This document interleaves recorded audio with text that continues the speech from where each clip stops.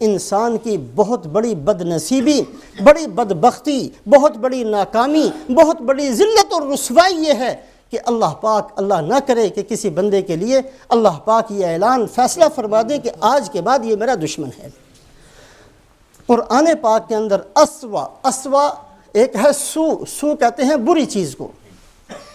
اور اسوا ہے اس میں تفضیل کا صیغہ۔ اس میں تفضیل کا مطلب کہ برائی کے اندر سب سے اوپر والا درجہ۔ جیسے ایک ہم سب پڑھتے ہیں اللہ اکبر، اللہ بڑے ہیں، صرف بڑے نہیں ہیں بلکہ اللہ ہر ایک سے بڑے ہیں۔ بڑائی کا جو سب سے اوپر والا درجہ ہے، جو سب سے اعلیٰ درجہ ہے، وہ اللہ کی ذات میں موجود ہے۔ اس میں تفضیل ہوتا ہے کہ سب سے اونچا درجہ جہاں ہو وہاں اس میں تفضیل کو استعمال کیا جاتا ہے۔ اسوا کا مطلب برائی کے اندر سب سے آخری درجہ۔ یہ لفظ اللہ نے قرآن میں 2 جگہ ذکر کیا ہے، صرف 2 جگہ۔ ایک جگہ تو اللہ پاک نے بطور احسان کے ذکر فرمایا، والذی جاء بالصدق وصدق به اولئک هم المتقون لهم ما یشاءون عند ربهم ذلك جزاء المحسنین لیکفر اللہ عنہم اسوأ الذی عملوا۔ یہاں اسوا کا لفظ یعنی برائی کے اندر جو سب سے اوپر والا درجہ اللہ پاک نے بطور احسان کے کیسے ذکر فرمایا کہ جو آدمی تصدیق کرے اللہ کے نبی حضرت محمد صلی اللہ علیہ وسلم، جو فرمایا درست فرمایا، جو فرمایا سچ فرمایا، میری سمجھ میں آئے پھر بھی سچ، میری سمجھ میں نہ آئے پھر بھی اللہ کے نبی کی بات سچ، دین پھر بھی سچ، اللہ نے کہا وہ سچ ہے، میری سمجھ میں آئے تو ٹھیک، میری سمجھ میں نہ آئے تو میری سمجھ کا قصور ہے، اللہ اور اللہ کے نبی کی بات سچی ہے۔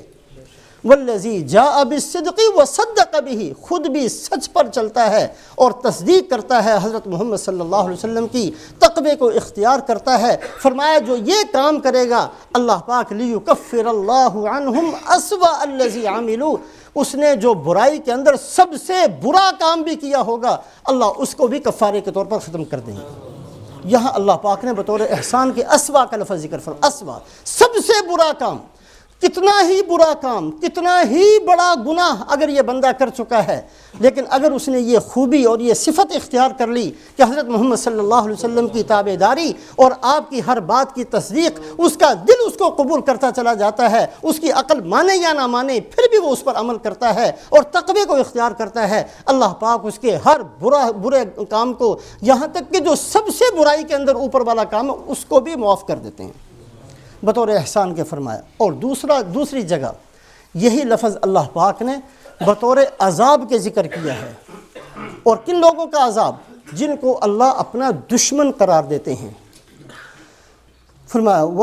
فَلَنُذِيقَنَّ الَّذِينَ كَفَرُوا عَذَابًا شَدِيدًا وَلَنَجْزِيَنَّهُمْ أَسْوَأَ الَّذِي كَانُوا يَعْمَلُونَ ذَلِكَ جَزَاءُ أَعْدَاءِ اللَّهِ النَّارِ۔ یہ اللہ پاک نے سورہ حامیم سجدہ کے اندر ذکر فرمایا کہ میں پھر چکھا دوں گا بہت برے عذاب کا مزہ ایسے بندوں کو، اور بطور بدلہ کے، اس لیے کہ جتنے انہوں نے برے کام کیے ہیں، ایک ایک گناہ یاد کروا کر اور ایک ایک گناہ کو بیان کر کے پھر میں نے ان کو سزا دینی ہے، اس لیے کہ ذالک جزاء اعداء اللہ النار، یہ جو میرے دشمن تھے ان کا بدلہ ہے یہ جہنم، اور یہ جہنم کی مصیبتیں، اور یہ جہنم کے بچھو، اور یہ جہنم کے سانپ، اور یہ جہنم کا دھواں، اور یہ جہنم کی آگ، اور یہ جہنم کے بڑے بڑے درجات، ایسی جگہ جہنم کی وادیاں، فرمایا کہ جس سے جہنم بھی پناہ مانگتی ہے، جہاں جہنمی لوگوں کا خون اور ان کی پیپ کو جمع کیا جاتا ہے، ایسے بدبختوں کو اللہ فرماتے ہیں میں نے وہاں رکھنا ہے۔ وَلَنَجْزِيَنَّهُمْ أَسْوَأَ الَّذِي كَانُوا يَعْمَلُونَ، یہ اسوا کا لفظ 2 جگہ اللہ نے ذکر فرمایا۔ میرے محترم بزرگوں اور دوستوں، گناہ گار ہم سب ہیں، اس میں کوئی شک نہیں، ہم میں سے ہر بندے سے گناہ ہوتے ہیں، لیکن خدا کے لیے اللہ ہم سب کو سمجھ نصیب فرمائے، گناہ میں اتنا آگے نہ نکل جائیں کہ واپسی مشکل ہو جائے۔ گناہ کرتے کرتے سوچنا شروع کریں، تھوڑا سا سوچ لیا کریں، کبھی رات میں سوچ لیا، کبھی دن میں سوچ لیا، کبھی اپنے آپ کو روک کر سوچ لیا کہ میں نے کون سا راستہ اختیار کر لیا، میں کہاں چل پڑا، یہ اس کے لیے میں دنیا میں آیا تھا، اس کے لیے میں نے کلمہ پڑھا تھا، یہ کلمہ پڑھنے والوں کا راستہ ہے، یہ ایک مسلمان کا راستہ ہے، یہ نبی صلی اللہ علیہ وسلم کی امتی کا راستہ ہے جو میں نے اختیار کیا۔ گناہ ہم سب کر لیتے ہیں، لیکن گناہوں کے اندر اتنا آگے نہ نکل جائیں کہ ہماری واپسی مشکل ہو جائے۔ اس لیے کہ اللہ پاک نے قرآن کے اندر جہاں گمراہی کو ذکر کیا ہے وہاں کئی جگہ ضلالم بعیدا، ایسی گمراہی جو بہت دور لے جاتی ہے، اتنا دور بندہ چلا جاتا ہے کہ واپس نہیں آ سکتا۔ بندہ جب گمراہ پہلی دفعہ ہوتا ہے، پہلا قدم یہ حق کا راستہ، پہلا قدم حق کے راستے سے الگ ہوگا تو اس کے اور حق میں تھوڑا سا فاصلہ ہوگا، ایک قدم کا فاصلہ۔ ایک قدم ادھر آ جائے تو دوبارہ حق پر آ سکتا ہے، دوبارہ سیدھے راستے پر آ سکتا ہے۔ لیکن اگر یہ متنبع نہ ہوا اور اس نے جو ایک قدم حق کے راستے سے الگ ڈال دیا، اگر واپس نہ آیا تو تھوڑی دیر کے بعد یہ فاصلہ 2 قدم بنے گا، پھر 4 قدم بنے گا، پھر 6 قدم بنے گا، پھر 10 قدم بنے گا، پھر میل بنے گا، یہاں تک کہ یہ اتنا دور چلا جائے گا کہ زندگی کے اندر پھر اس کی واپسی مشکل ہو جائے گی۔ اس لیے ضلالا بعیدا وَيُرِيدُ الشَّيْطَانُ أَن يُضِلَّهُمْ ضَلَالًا بَعِيدًا۔ شیطان کی کوشش صرف گمراہ کرنے کی نہیں ہے، بلکہ شیطان کی کوشش یہ ہے کہ تمہیں گمراہ کرے اور اتنا دور لے جائے کہ واپس نہ آ سکو، وہیں مر جاؤ، وہیں ختم ہو جاؤ، کلمہ نصیب نہ ہو سکے، بندہ دنیا میں اتنا دور حق سے چلا جائے کہ واپسی حق پر نہ ہو۔ یہ شیطان کا ارادہ ہے۔ گناہ ہم سب کر لیتے ہیں، ہم سب گناہ گار ہیں، ہمیں اعتراف ہے اپنے گناہوں کا، لیکن خدا کے لیے گناہ کرتے ہوئے سوچنا اور بار بار سوچنا کہ ہم اتنا دور نہ چلے جائیں کہ ہماری واپسی مشکل ہو جائے۔ ایک ضلال بعید قرآن کے اندر کئی جگہ ذکر فرمایا، اور ایک دوسرا لفظ ہے فی شقاق بعید، ان الذین اختلفوا فی الکتاب لفی شقاق بعید وَإِنَّ الظَّالِمِينَ لَفِي شِقَاقٍ بَعِيدٍ مَنْ أَضَلُّ مِمَّنْ هُوَ فِي شِقَاقٍ بَعِيدٍ۔ کئی آیات شریفہ کے اندر شقاق کہتے ہیں پھٹنے کو، 2 حصے بن جانا۔ اقتربت الساعة وانشق القمر، اللہ کے نبی صلی اللہ علیہ وسلم کی مبارک انگلی کے اشارے سے چاند 2 ٹکڑے ہو گیا، ایک ہی تھا، ایک جسم تھا چاند کا، پھر 2 ٹکڑے ہوا، پھر وہ 2 ٹکڑے آپس میں دور ہوتے ہوتے ہوتے بہت دور چلے گئے۔ تو ایسی جدائی جو ایک حصے کے ساتھ ہو پھر وہ الگ ہو جائے، اور پھر فی شقاق بعید، یہ جو الگ ہوا ہے پھر اس کی علیحدگی بہت دور ہو جائے، اس کو شقاق بعید کہتے ہیں۔ وَإِنَّ الظَّالِمِينَ لَفِي شِقَاقٍ بَعِيدٍ وَمَنْ أَضَلُّ مِمَّنْ هُوَ فِي شِقَاقٍ بَعِيدٍ۔ اس سے بڑا گمراہ کون ہوگا جو حق والوں سے ٹوٹا، الگ ہوا، جدا ہوا، پھٹ گیا، ایک طرف ہو گیا، پھر واپس نہیں آیا، پھر وہ بڑھتا ہی چلا گیا، پھر دور ہوتا چلا گیا، دور ہوتے ہوتے ہوتے ہوتے اتنا دور چلا گیا کہ یہ کہیں کے اور وہ کہیں چلا گیا۔ رسول پاک علیہ السلام کی جو بہترین امت جو صحابہ کرام ہیں، ہم زمانے کے اعتبار سے ان سے بہت دور ہیں، لیکن عقائد کے اعتبار سے، اعمال کے اعتبار سے ہم ان کے ساتھ جڑے ہوئے ہیں۔ اللہ نہ کرے کہ ہم ان سے الگ ہوں، اللہ نہ کرے کہ ہم ان سے الگ ہوں۔ الگ ہوں گے تو پھر اگر اس کے فوری متوجہ نہ ہوئے تو یہ علیحدگی اور یہ جو پھٹنا ہے اور یہ جو جدائی ہے، اس میں روز بروز بڑھتی دوری آتی چلی جاتی ہے، یہاں تک کہ یہ بندہ فی شقاق بعید بہت دور چلا جاتا ہے۔ ضلال بعید اور شقاق بعید، یہ 2 لفظ قرآن کے اندر اللہ نے کئی جگہ ذکر فرمائے۔ رسول پاک علیہ السلام فرماتے ہیں، مسلم شریف کی روایت ہے یہ بھی، کہ 3 طرح کے بندے ایسے ہوں گے قیامت والے دن، اللہ پاک نہ تو ان سے کلام فرمائیں گے، نہ اللہ پاک ان کی طرف توجہ فرمائیں گے، ولا یزکیہم، نہ اللہ پاک ان کا تزکیہ فرمائیں گے،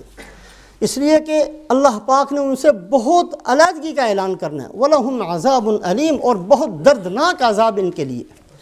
یہ وہ بندے ہیں جو بہت آگے نکل گئے تھے، بہت دور چلے گئے تھے۔ فرمایا 3 آدمی، ایک بندہ وہ جو بوڑھا ہو کر بھی بے حیائی نہ چھوڑے، جوانی میں بھی بے حیائی گناہ ہے، زنا گناہ ہے، بہت بڑا گناہ ہے، لیکن بوڑھا ہو گیا، سفید بال آ گئے، دانت ہلنے شروع ہو گئے، یہ بدبخت پھر بھی باز نہیں آتا۔ ایک آدمی بوڑھا ہونے کے بعد بھی بے حیائی کے کام نہیں چھوڑتا، اس کی نگاہوں کی حفاظت پھر بھی نہیں ہوتی، اس کی زبان کے اندر پھر بھی بے حیائی کی باتیں ختم نہیں ہوتی، اس کے دل کے اندر پھر بھی بے حیائی موجود ہے۔ فرمایا یہ بندہ یہ قیامت والے دن ایسی درجے پر ہوگا کہ اللہ فرمائیں گے نہ میں نے تجھ سے بات کرنی ہے، نہ تجھے دیکھنا ہے، اور تجھے دور اپنے آپ سے کر دینا ہے۔ اللہ ہماری حفاظت فرمائے۔ دوسرا آدمی،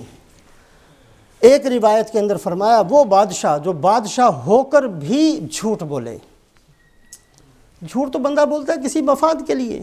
بادشاہ سب کچھ اس کے پاس ہے، اب اس کو جھوٹ بولنے کی کیا ضرورت، پھر بھی جھوٹ بولتا ہے، پھر بھی اس کو شرم نہیں آتی جھوٹ بولتے ہوئے۔ اور تیسرا وہ آدمی جس کے پاس کچھ نہیں ہے پھر بھی تکبر سے باز نہیں آتا۔ ایک آدمی بہت مالدار ہے، بڑی دنیا ہے، اس کی عقل پر پردہ پڑ گیا، تکبر کرتا ہے، لیکن کسی کے پاس ہے بھی کچھ نہیں پھر بھی تکبر سے باز نہیں آتا۔ اور اس کی جگہ دوسری روایت کے اندر جو فرمایا وَغَنِيٌّ ذُو مَطَلٍ، ایک وہ آدمی مالدار ہے، پیسے کسی کے لیے ہیں قرض کے طور پر، دے سکتا ہے، کنگال نہیں ہے، کھاتا ہے پیتا ہے، اس کے کپڑے بنتے ہیں، اس کے گھر میں کھانے پکتے ہیں، اس کی ساری خواہشات پوری ہوتی ہیں، لیکن وہ بدبخت قرض ادا نہیں کرتا، جب قرض مانگنے کے لیے آتا ہے تو ٹال مٹول سے کام لیتا ہے۔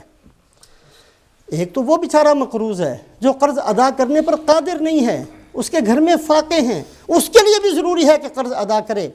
لیکن ایک آدمی اپنی خواہشات کو چھوڑنے کے لیے تیار نہیں، اس کو پتہ ہے کہ میں نے دوسروں کا حق دینا ہے، قرض لیا ہوا ہے، بھولا ہوا ہے، مال کسی کا دبایا ہوا ہے، بھولا ہوا ہے، اس کو واپس کرنے کے لیے تیار نہیں ہے، حالانکہ دے سکتا ہے، یہ اپنی جائیداد بیچ کر دے سکتا ہے، اپنے کپڑے فروخت کر کے دے سکتا ہے، جیسے چاہے اپنی کسی رات کو ڈیوٹی کر کے اس کے پیسے ادا، اس کے لیے ضروری ہے جیسے چاہے اس کے پیسے ادا کرے،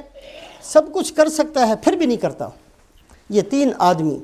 رسول پاک علیہ السلام نے فرمایا کہ اللہ قیامت والے دن ان سے بات تک نہیں کریں گے، توجہ نہیں فرمائیں گے، دور کر دیں گے اپنی رحمت سے ان کو۔ گناہ گار ہم سب ہیں، اللہ ہماری سب کی حفاظت فرمائے، لیکن کبھی بھی گناہوں کے اندر اتنا آگے نہ چلے جائیں واپسی مشکل ہو جائے،